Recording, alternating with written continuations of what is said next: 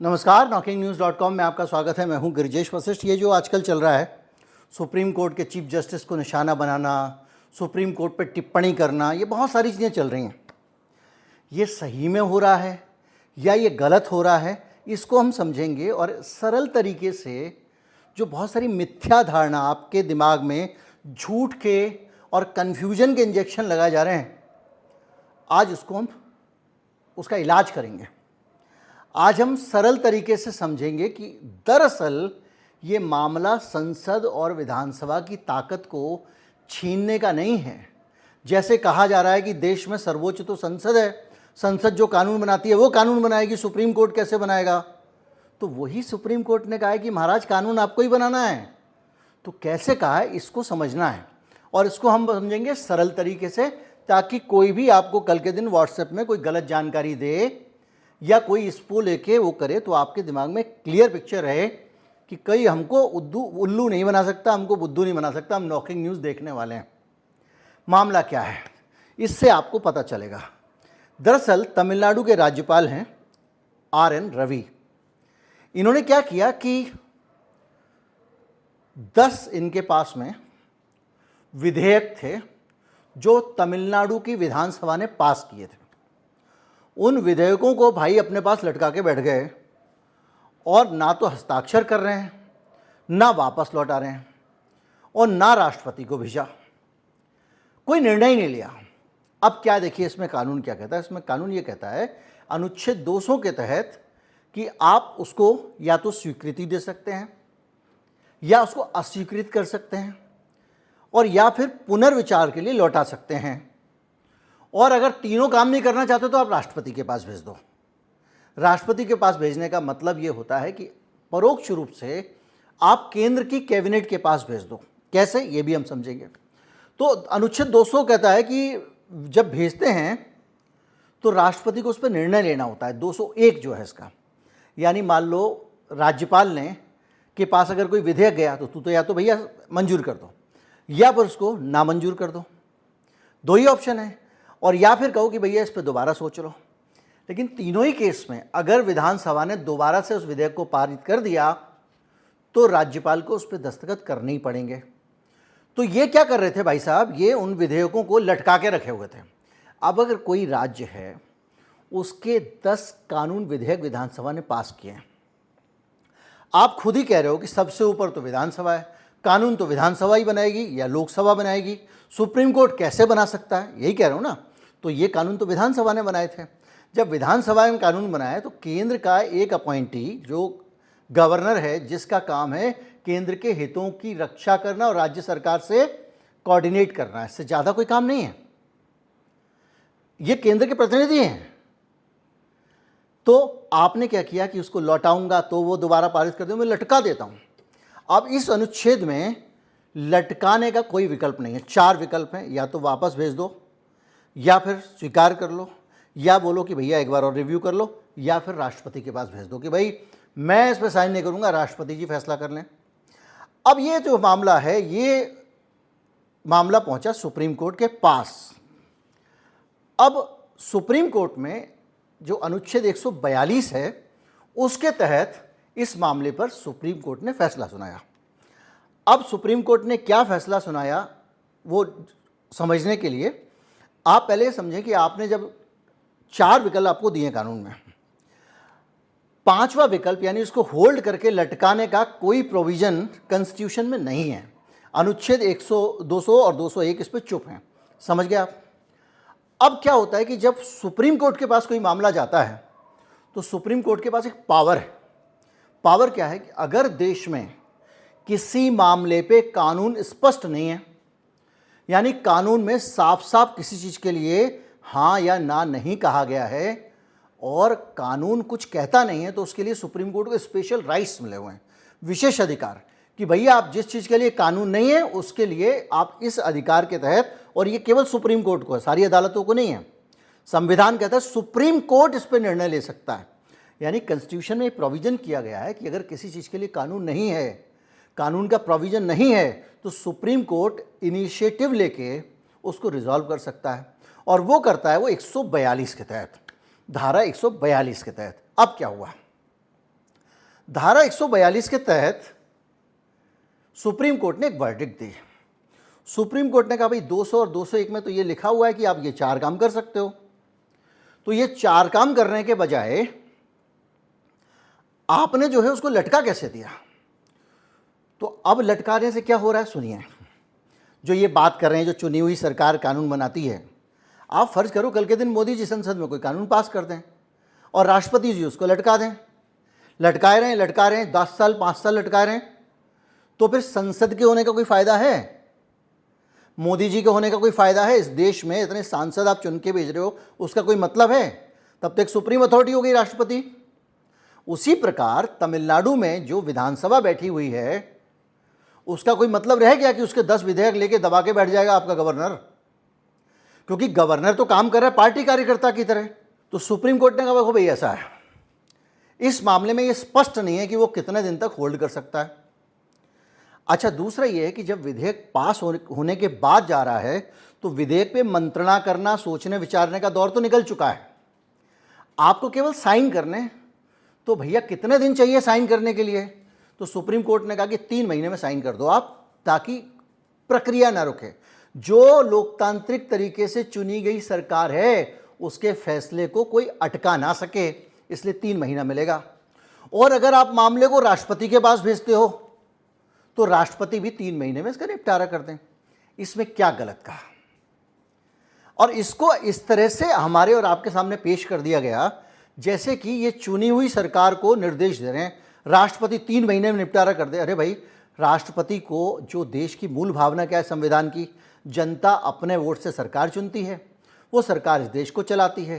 3 व्यवस्थाएं हैं। सरकार अगर कानून के हिसाब से ना चलाए तो उसके लिए एक कस्टोडियन बैठा हुआ सुप्रीम कोर्ट, वो उस पर मार्गदर्शन देगा।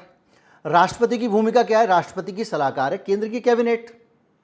अगर वो राज्यपाल महोदय राष्ट्रपति के पास विधेयक भेज देते हैं और राष्ट्रपति सलाह मशविरा करो आप कैबिनेट से, 3 महीने के अंदर बता दो कि ये विधेयक मंजूर है कि ना मंजूर है, उसके बाद नामंजूर हो जाएगा, फिर भी विधानसभा का अधिकार है, वो दोबारा उसको पारित कर सकता है। तो क्या कर रहे हैं? ये एक असंवैधानिक तरीके से, लोकतांत्रिक तरीके से बनाए गए कानून को रोकने के लिए, उसका गला घोंटने के लिए, विधानसभाओं को डिफंक्ट करने के लिए, विधानसभाओं का सारा अधिकार छीन लेने के लिए एक आदमी, परम शासक और उसके प्रतिनिधि जो अलग अलग संवैधानिक पदों पे बैठे हैं, उनको छोड़ दिया गया है कि आप विधेयक को लटका दो। अब ऐसी स्थिति में ये लोकतंत्र के लिए बड़ा संकट है ना कि अगर तमिलनाडु सरकार उसके 10 विधेयक वहाँ का गवर्नर लटका के बैठा हुआ है, वो क्या करे? और सुप्रीम कोर्ट के पास वो न्याय के लिए गया है, तो सुप्रीम कोर्ट न्याय कहाँ से दे? कोई कानून में तो लिखा नहीं है। तो सुप्रीम कोर्ट ने 142 में व्यवस्था दी। इस पूरे मामले में भारतीय जनता पार्टी को मिर्ची लगने का कोई लॉजिक है? कोई लॉजिक है धनखड़ साहब के इस बयान का कि उनके पास में जो है एटम बम है, उनके पास में कौन सी मिसाइल है, उनके पास सुपर पावर है? लेकिन धनखड़ साहब बयान दे रहे हैं, इसमें एक और पहलू है। पहलू यह भी है कि धनखड़ साहब के बोलने की तो कोई तुकी नहीं बनती है, क्योंकि धनखड़ साहब का जो पद है वो गरिमा का पद है। उपराष्ट्रपति, राष्ट्रपति का पद गरिमा का पद होता है, राज्यपाल का पद गरिमा का पद होता है। ये एक ऐसा पद है जिनको आपको सक्रिय राजनीति में हिस्सा नहीं लेना, अंड वंड संड बयान नहीं देना है रोज बैठ के, वो राज्यसभा में बैठ के ज्ञान नहीं देना है, आपको इज्जत से रहना है, शांत रहना है, ज़रूरत भर की बातें करनी है, और वो बातें करनी है जो आपको एक सभी के मुखिया होने के तौर पे करनी है। उपराष्ट्रपति किसी पार्टी का नहीं है, उपराष्ट्रपति संसद का नहीं है, उपराष्ट्रपति सबका है, सुप्रीम कोर्ट का भी है। और अगर इस देश का इंस्टीट्यूशन है सुप्रीम कोर्ट, आप सार्वजनिक बयान देकर, अगर आप सार्वजनिक बयान देकर उसकी छवि को खराब करोगे, अगर आप इस देश के सुप्रीम कोर्ट की एक छवि खराब करोगे, उसको कमज़ोर करोगे, तो क्या ये देश बच पाएगा? क्या इस देश के अंदर चेक्स एंड बैलेंसेस बन पाएंगे? क्योंकि इस तरह से तो जो तुम्हारे एग्जीक्यूटिव के लोग बैठे हुए हैं या विधायिका के लोग बैठे हुए, वो तो करोड़ों रुपए खर्च करके चुनाव जीत के आते हैं और प्रचार दुष्प्रचार करने के एक्सपर्ट हैं। वो सुप्रीम कोर्ट के पीछे पड़ जाएंगे, उसको बदनाम कर देंगे, उस देश में न्याय के ऊपर से लोगों का भरोसा उठ जाएगा। फिर कहोगे लोग हथियार उठा रहे हैं, न्याय पे विश्वास नहीं कर रहे हैं, पुलिस के पास जाओ, कानून अपने हाथ में मत लो, जैसे आप लोग लेते हो। आज चर्च में घुस गए गुजरात में, कभी मंदिर में डांस करते हो जाके, कभी मस्जिद में डांस करते हो। तो ऐसी स्थिति में अराजकता का वातावरण बनेगा ना, अगर भारत के में जो अदालत है उस पर ही भरोसा नहीं रहेगा लोगों का। और आप उपराष्ट्रपति संवैधानिक पद पे बैठे हैं, अगर आप ऐसा बयान देंगे जिसको नहीं देना चाहिए, आप बताइए 70 साल में ऐसा कोई उपराष्ट्रपति हुआ है जो रोज रोज इस तरह के पॉलिटिकली लोडेड बयान दे? लेकिन धनखड़ साहब दे रहे हैं। लेकिन इसके पीछे मकसद क्या है, इसको हम समझेंगे। उसको समझने के लिए आप और आगे बढ़िए, और वो ये है कि इस मामले में बाकायदा एक और हमला निशिकांत दुबे की तरफ से आया। निशिकांत दुबे फायर ब्रांड सांसद हैं, मोदी जी के फेवरेट हैं, सबसे ज़्यादा बोलने का उनको मौका मिलता है, जितने वो सीनियर हैं उसके हिसाब से। अडानी जी के जो प्लांट लगा हुआ है गोड्डा वाला झारखंड में, उस चुनाव क्षेत्र से आते हैं। मैं ये नहीं कहूँगा कि वो अडानी जी के कोटे से सांसद हैं, लेकिन भारतीय जनता पार्टी में पहले कई इस तरह के मामले सामने आए हैं जब अलग अलग लोगों के कोटे से टिकट दिए गए हैं। मुझे नहीं पता इनको दिया गया कि नहीं दिया गया, लेकिन ये अडानी के लिए संसद में खुल के लड़ते हैं। महुआ मोइत्रा के किस तरह से पीछे पड़ गए उसकी सदस्यता लेके, माने क्योंकि वो अडानी पर अटैक कर रही थी।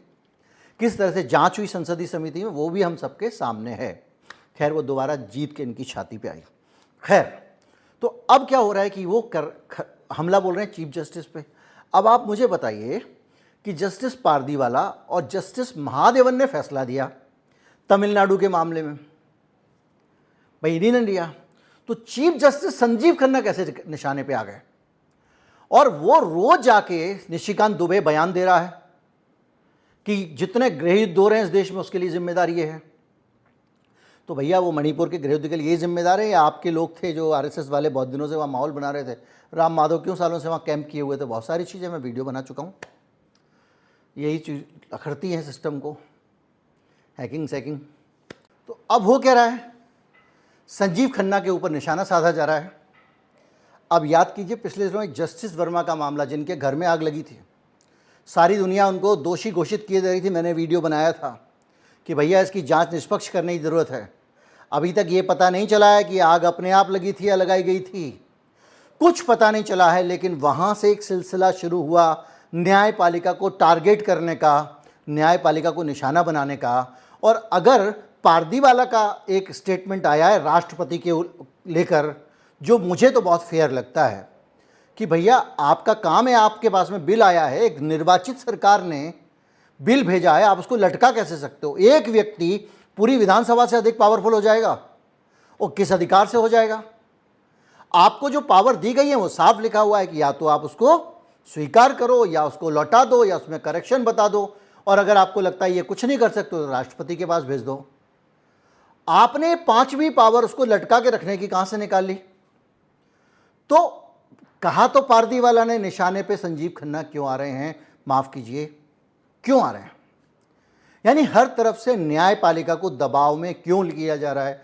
कभी कॉलेजियम सिस्टम की बात लेके आते हैं तो तुमको दे दें उठा के, तुम सबको जो है राजीव कुमार चुनाव आयुक्त बना दोगे अगर सुप्रीम कोर्ट में जज बनाने का अधिकार तुमको मिल जाए।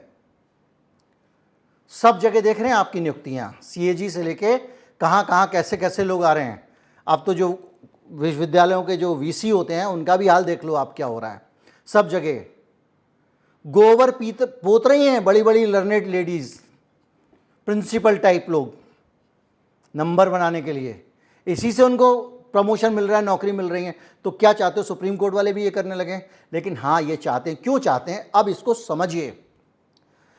एक केस है और उस केस से जुड़ा हुआ ये पूरा का पूरा विधेयक है वक्फ बोर्ड वाला, जो अभी पारित हुआ है। इस विधेयक में वक्फ वाले में एक प्रोविज़न है, और वो प्रोविज़न ऐसा है जो ये कहता है कि वक्फ में जो है, अब ये जो है वक्फ वाला कानून आया, इस कानून में इन्होंने प्रोविज़न किया है। दरअसल एक व्यवस्था है कि भाई 12 साल तक अगर आपका ज़मीन पे निर्बाध कब्जा है तो आप उस ज़मीन के मालिक मान लिए जाओगे। ये व्यवस्था एक है। वक्फ कानून ये कहता था कि भाई 12 साल हो जाए या ज़्यादा हो जाए, आपका अगर उनकी ज़मीन पे कब्जा है तो उनका ही माना जाएगा, वो ज़मीन आपकी नहीं होगी। बड़ी चतुराई से एक इतना बड़ा वक्फ कानून लाए और उसमें तमाम सारी ऐसी चीज़ें डाल दी जिससे कि लोग उत्तेजित होकर उसका विरोध करें, और उसमें धीरे से एक चीज़ और लगा दी कि भैया 12 साल से ज़्यादा अगर कब्जा है तो संपत्ति आपकी हो जाएगी। अब आप कहोगे 12 साल से कब्जा किसका है? तो एक मैं बताता हूँ केस। एक आदमी है, बम्बई में रहता है, और उस आदमी ने बाकायदा एक न्यू इंडियन एक्सप्रेस में खबर छपी थी, एक करीम भाई इब्राहिम थे, उनकी एक ज़मीन थी जो 1895 से उस ज़मीन पे अनाथालय चल रहा था। ये ज़मीन 1895 से वक्फ के पास थी, अनाथालय चल रहा था और वक्फ उस अनाथालय को चला रहा था। इस बीच में ये जो भाई साहब हैं, इन्होंने कुछ सेटिंग करी या इनको वो ज़मीन खरीदने का मन किया, या वक्फ वालों को रात को सपने में आया कोई ऊपर से और कहा भाई ये ज़मीन इन भाई साहब को बेच दो। भाई साहब मतलब मुकेश अंबानी, इनको बेच दो। अब हुआ क्या, यानी ये जो ज़मीन थी इसकी कीमत थी करीब 1.5 बिलियन, इनको बेच दो। अब होता क्या है, वक्फ बोर्ड में उस वक़्त थे 9 मेंबर, और वक्फ का नियम कहता है कि अगर कोई वक्फ की संपत्ति किसी प्रयोजन के लिए बाहर दी जाती है तो उसके लिए 2/3 बहुमत होना ज़रूरी है, यानी 9 में से 6 लोग चाहिए ही चाहिए, और उसके बाद उसको सरकार से अप्रूवल लेना पड़ता है, लैंड डिपार्टमेंट से, कि भैया ये ज़मीन हम निकालना चाहते हैं। 5 आदमियों ने फैसला कर दिया, जो 2/3 बहुमत नहीं था, सामान्य बहुमत से। उस सामान्य बहुमत के फैसले के बावजूद सरकार ने उसको मंजूरी दे दी महाराष्ट्र में, और ये ज़मीन अडानी साहब को बेच दी गई। कितने में बेची गई? ये बेची गई करीब 72,000 करोड़ रुपए में, जबकि इसकी कीमत, ये ज़मीन बेची गई केवल 120 करोड़ रुपए में। कितने में? 120 करोड़ रुपए में। और ज़मीन की बाजारू कीमत, उस वक़्त मार्केट प्राइस था, वो था करीब 72,000 करोड़। यानी 72,000 करोड़ रुपए की ज़मीन 120 करोड़ रुपए में इन भाई साहब को मिल गई, जिनका कि नाम मुकेश अंबानी है। और ये ज़मीन खरीदने के बाद जिन लोगों को इस पे आपत्ति थी कि भाई ये सिंपल मेजॉरिटी से फैसला कैसे हो गया, वो कोर्ट में चले गए। कोर्ट में जो गए हैं वो कोर्ट में गए हैं जिन्होंने फैसला लिया वक्फ वालों ने, उनके खिलाफ, ना कि अंबानी के खिलाफ। यानी अंबानी का कब्जा बाकायदा निर्विवाद है, और ये 2002 में ज़मीन खरीदी गई थी। 12 साल से ज़्यादा हो गए कि नहीं हो गए? हो गए ना। अब अगर ये वक्फ कानून में ये वाला संशोधन जो कर दिया गया है, ये अगर पास हो जाता है तो अंटीला का मालिक कौन हो जाएगा उस ज़मीन का? अंबानी जी हो जाएंगे। तो जाहिर बात है कि अब सबसे बड़ी ज़रूरत यह है कि किसी तरह से डराओ सुप्रीम कोर्ट को। याद है एक बार जो पहले चीफ जस्टिस थे उनके खिलाफ एक लड़की ने केस कर दिया था छेड़छाड़ का। बाद में उन्होंने बहुत सारे फैसले लिखे जिन पे विवाद हुआ। रफ़ाइल में उन्होंने बंद लिफाफे में कुछ मांगा, उसके अंदर झूठ था, उसकी पोल खुल गई थी, उसके बावजूद फैसला सरकार के पक्ष में दे दिया था। वही थे राम मंदिर के फैसले में, वही चीफ जस्टिस महोदय थे जो राज्यसभा में गए थे बाद में। तो ऐसे ही अगर अभी दबाव में आ जाएं, जैसे वो इज्जत के लिए चले गए, तो उनको डराओ। और ये पारदी वाला ने फैसला दिया है, तुम संजीव खन्ना के खिलाफ क्या बयान दे रहे हो, रोज रोज दिए जा रहे हो, इसके कारण गृह युद्ध हो रहा है, उसके कारण। व्यक्तिगत टिप्पणी जज के ऊपर करना कंटेम्प्ट है, लेकिन प्रधानमंत्री के खास और उद्योगपतियों की लॉबी के लिए लड़ने वाला सांसद है। तो आप कल्पना कीजिए कि क्या वक्फ वाले कानून को ऐसा नहीं लगता, मुझे ऐसा लगता है, आपको नहीं लगता होगा शायद, और ये आपका अपना विवेक है, लेकिन मुझे ऐसा लगता है कि जो वक्फ वाले विल को किसी भी तरह से न्यायपालिका को प्रेशर में लेके पास करा लेना है, क्योंकि सदन में तो पास कर दिया 18 वोटों से, हालांकि वो 18 वोट थे, अगर 10 वोट उधर पड़ जाते तो सरकार गिर जाती, विधेयक गिर जाता उनका। तो अब मामला है सुप्रीम कोर्ट में, और संजीव खन्ना को डराओ जल्दी जल्दी चीफ जस्टिस को कि उनको प्रेशर में ले लो, और वक्फ वाले मामले में। लेकिन संजीव खन्ना का खानदान जान लीजिए, ये वो आदमी है जिसके पिताजी ने इमरजेंसी में इंदिरा गांधी के छक्के छुड़ा दिए थे।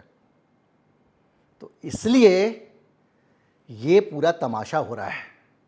सही बात तो ये है कि ये कह रहे हैं कि जो चुनी हुई सरकार की नहीं चलेगी, सुप्रीम कोर्ट की चलेगी। ऐसा नहीं है, फैसला ये है कि चुनी हुई सरकार की चलनी चाहिए, ना कि किसी राज्यपाल की या राष्ट्रपति की। अगर चुनी हुई सरकार कानून बनाती है तो उसका हक है, मोदी सरकार कानून बनाती है तो उसका हक है, बशर्ते वो संविधान के दायरे में बनाए। और अगर वो संविधान के दायरे में नहीं बना रही है तो इसमें भी राज्यपाल का कोई रोल नहीं है। उसके लिए एक बाकायदा कस्टोडियन बैठा हुआ है संविधान का, उसके पास मामला जाए, सुप्रीम कोर्ट फैसला करे कि संविधान के अनुरूप है या नहीं है। वहाँ वकील, सुप्रीम कोर्ट ऐसा थोड़ी है खन्ना साहब बैठे हुए केबिन में, कोई आदमी आ गया साहब ये कर दो तो फैसला देगा ना। खन्ना साहब वकीलों की जिरह सुन के ही करते हैं ना। तो सीधी सी बात यह है कि ये पूरा केस सरल तरीके से आप समझ गए होंगे। इसमें कुछ भी ऐसा नहीं है जो लोकतांत्रिक सरकार के ऊपर सुप्रीम कोर्ट को ताकत देता हो, जैसा कि बार बार हमको समझाया जा रहा है। और मुझे लगता है कि इस वक्त इस देश की न्यायपालिका को अपमानित करके, बदनाम करके, कमज़ोर करके एक तानाशाही स्थापित हो सकती है। क्योंकि जो कार्यपालिका है हमारी, उसमें जो ब्यूरोक्रेसी वगैरह है वो तो कोई स्टैंड लेती नहीं है कि भाई संविधान के अनुरूप है, नहीं है तो हम नेताजी का आदेश नहीं मानेंगे। वो तो अपने नंबर, प्रमोशन सब नेताजी के हाथ में ही हैं, तो वो तो गई काम से। तो बचा कौन? विधायिका और मीडिया पहले ही जेब में रख लिया गया, चौथा अघोषित चौथा स्तंभ है। बचे 2 स्तंभ, न्यायपालिका, वही बीच बीच में रीढ़ दिखा देती है, उसको अड़का लो, धमका लो, उसके बाद तानाशाही पक्की है। ईडी वीडी है ही, सब कुछ हमारे पास है ही। उम्मीद करता हूं कि इसके पीछे का पूरा एनालिसिस आपको समझ में आ गया होगा। चैनल को अभी वापस आ गया है, लेकिन उसको रीच नहीं मिली है क्योंकि बहुत सारे दर्शकों तक चैनल पहुंच नहीं पा रहा है, और उसकी वजह है कि इसको अभी नॉर्मलाइज होने में समय लगेगा। लेकिन आप जल्दी पहुंचा सकते हैं, आप चाहें तो वीडियो शेयर करें, ज़्यादा से ज़्यादा लोगों तक पहुंचाएं। यही नहीं, दूसरे वीडियो भी लें, शायद उनकी आपकी नज़र ना पड़ी हो, निकालें, देखें, उसको भी साझा करें। नमस्कार, जय हिंद।